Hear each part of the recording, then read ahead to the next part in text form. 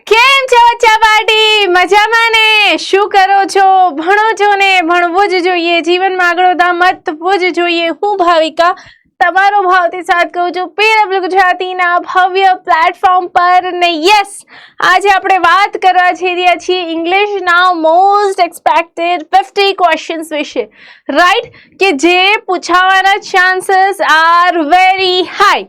Okay, તો ચલો start કરીએ વિધાઉટ વેસ્ટિંગ એની ટાઈમ. ફટાફટ હું તમને બતાડી દઉં છું.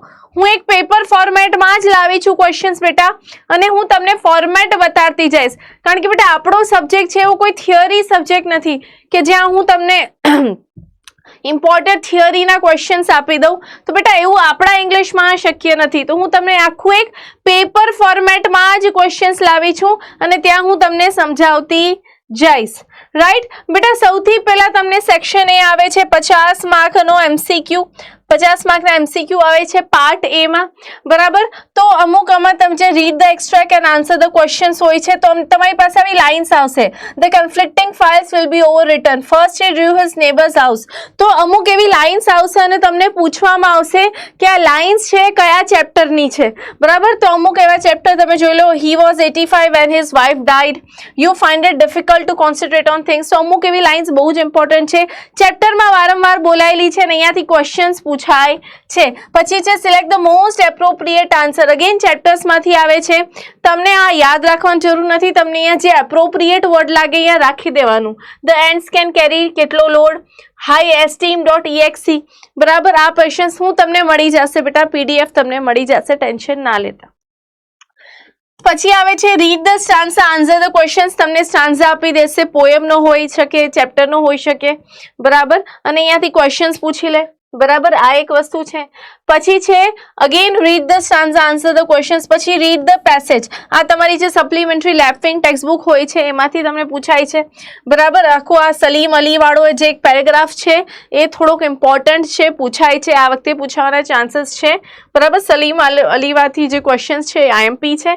પછી નેક્સ્ટ છે અગેન હજી એક પેરેગ્રાફ છે સલીમ અલી વાળો જ, રાઈટ? તમને બીજો પણ પૂછાઈ શકે છે. પછી તમને select the most appropriate words to fill in the blanks, બરાબર? અહીંયા તમે કયો ફોર્મ વર્બનો લ્યો છો, વર્બ તરીકે યુઝ કરે છે કે એડવર્બ તરીકે કે નાઉન તરીકે, એ પૂછાય છે.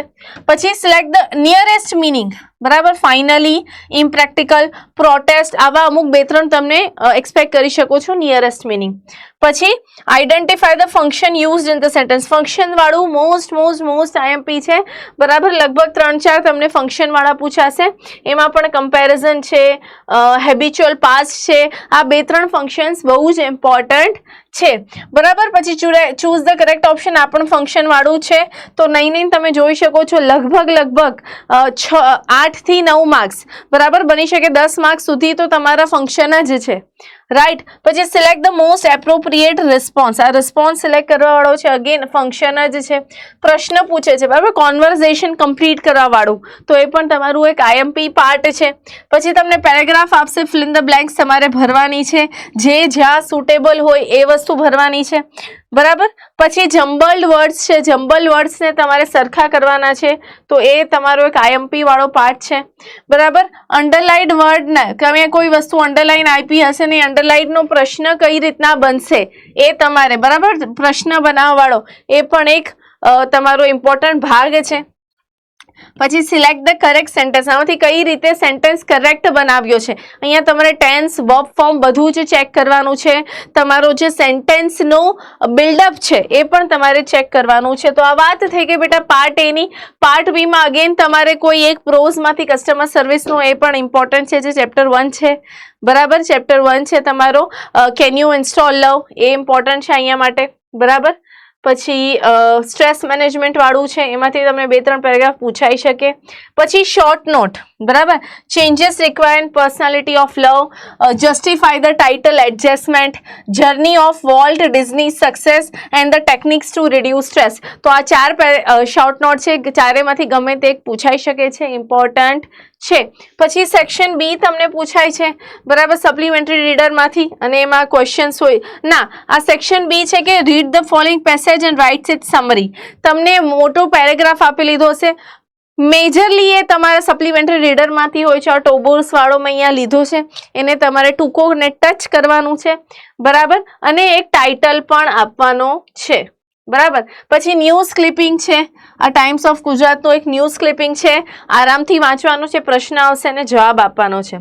પછી એ ડુ એઝ ડિરેક્ટેડ, આ નાના નાની વાળું છે, નાના હેઝ નોટ બીન સીન, તો વીની જગ્યાએ નાના કરવાનું છે, એ છે.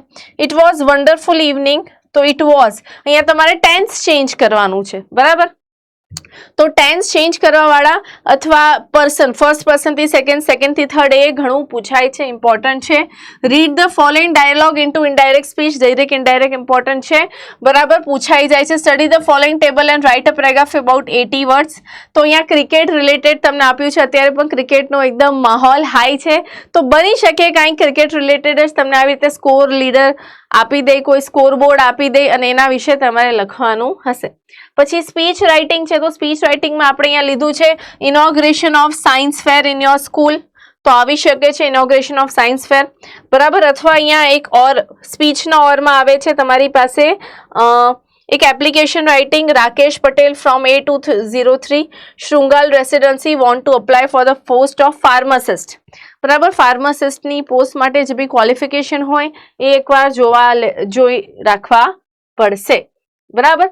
પછી રાઇટ અ પેરેગ્રાફ 150 વર્ડ્સ, એક છે માય સુપરસ્ટિશન ઇવન ટુડે, પછી છે my favourite cartoon character or artificial intelligence, બરાબર. અત્યારે AI નો બહુ જમાનો છે બેટા, તો તમારે આ એક, બરાબર, મને એવું લાગે છે આ વખતે આર્ટિફિશિયલ ઇન્ટેલિજન્સ અથવા તો artificial intelligence versus human intelligence, એવો કોઈ એસે તમને પૂછાઈ શકે છે, બરાબર. મને બહુ જ એવું લાગે છે કે આ વખતે આ એક હોટ ટોપિક છે, બરાબર. અથવા AI પૂછી લે, અથવા AI વર્સેસ HI પૂછી લે, બરાબર. પછી ગ્રેન્ડ પેરેન્ટ્સ વાળો, પછી એક ઈમેલ ના ઓરમાં રિપોર્ટ હોય છે, તો ઈમેલ છે કે to write an email for his friend Ankur Patel for his inability to come, birthday પાર્ટીમાં ના આવી શક્યા, એ એક્સપ્લેન કરતો.